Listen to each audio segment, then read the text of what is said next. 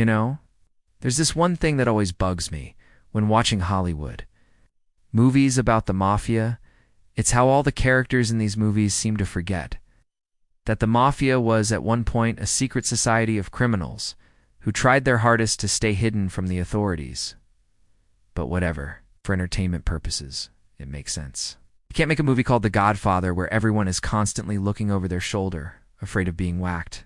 Now that would be a really boring movie. But today, we're going to look at a case where someone got whacked, not because they were in the wrong part of town, or knew too much, or asked too many questions. No, this guy got killed because he had a rose on his table.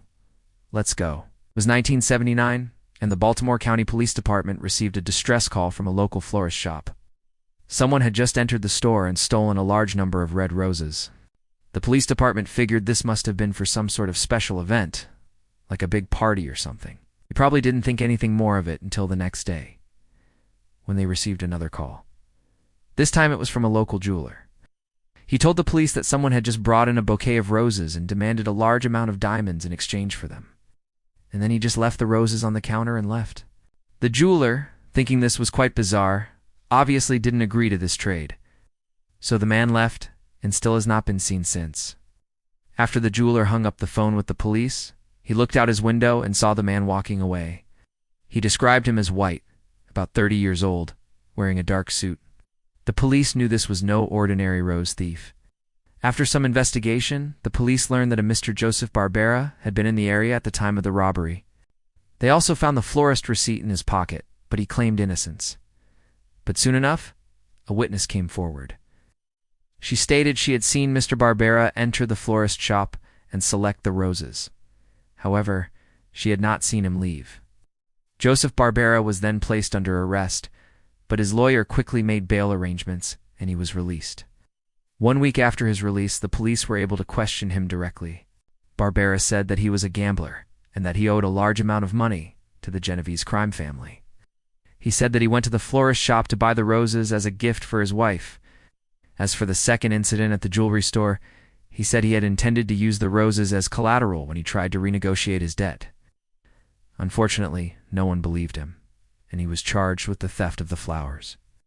The next morning, Barbera left his house and drove to work, but never made it. His car was found abandoned on the side of the road, and after a search, it was found that he had taken his own life. In his final moments, he did what any normal person would do. Instead of turning himself into the police, he decided to kill himself rather than live another day without his precious roses. At first, the police thought this was the end of the strange rose case, but 2 days later, a local jeweler called them. He said he had gotten a threatening phone call, saying that if he didn't give the people calling him the diamonds they wanted, then he would join Mr. Barbera in death. And so the police continued their investigation. Soon a witness would come forward claiming that she had seen Mr. Barbera meet with 4 men in a local restaurant. She was sure of this because she had recognized one of the men as her former husband, now a known member of the Mafia, Thomas Lukash. Later, the police would discover that these 4 men were associates of the Genovese crime family, and they had been working in Baltimore as a crew. One of the most famous members of this crew was Frank Thierry. If you're unfamiliar with the name, let me catch you up. Frank was born in Italy in 1916, when he was only 8 years old. He immigrated to the United States with his parents. Soon, his father was arrested for selling fake cigarettes, and then deported back to Italy. So young Frank had to take care of the family and became the main source of income. At age 12, he started working for a local crime boss by running numbers and collecting debts. At age 14, he joined the Mafia and started committing robberies with other members. He even served time in prison for these crimes. But despite this, he was promoted through the ranks of the Genovese family and eventually became a captain. During his time, he earned the nickname Teflon Don. I don't know why, though. Maybe because he'd always get away with everything. Or maybe it was because he always wore a brown leather jacket. Either way, he was a notorious member of the Genovese family and would eventually earn the title of one of America's most wanted mobsters. So yeah, this crew that stole the roses was led by Captain Frank Thierry. But why? Why steal roses? Roses are quite expensive, sure, but not nearly as valuable as diamonds. Well, apparently, there's a Mafia code that states that if a mobster wants to make an important trade, he will bring a single rose to the person he wants to make the deal with. This means that the mobster is giving up a part of himself to seal the deal. Because remember, no one becomes a mafia member willingly. They're forced to join, or have family members forced to join. And it's basically expected that every mobster will eventually have to take the life of another human being. This act takes away their humanity, and so the rose symbolizes that they are willing to give up what little humanity they have left to make this deal.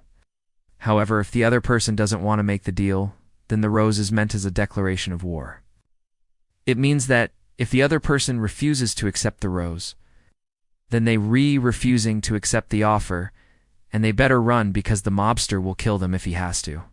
And that's exactly what happened here.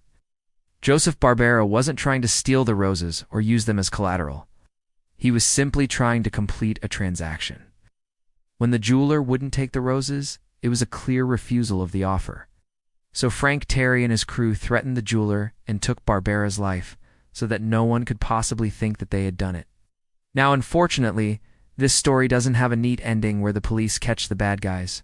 In fact, they never even caught the real rose thief. Barbera was already dead, so he couldn't testify against them. The jeweler refused to cooperate with the police because he feared for his life. And even though witnesses identified Tirado and his crew, they all changed their stories later, and no one ended up testifying. So these men were never charged with the rose caper, nor were they ever charged for Barbara's death. Even more tragically, the original owner of the roses, the florist, heard about the case and cried, saying that he didn't know the roses were stolen when he sold them. He even offered to sell them back to the police for half price. But by then, it was too late. The roses had been in a tomb for far too long. As for Joseph Barbera, well, he left behind a wife and 2 kids, ages 2 and 5. I wonder if he ever told them about the time Dad almost went to jail for stealing roses. But what do you think? Did the jeweler do the right thing by not cooperating with the police? Would you risk your life to send a couple of mobsters to jail? Let me know your thoughts down in the comments. Also, hit that subscribe button so you can be notified when I post new videos. Anyways, thanks for watching. I've been your host. Stay sweet.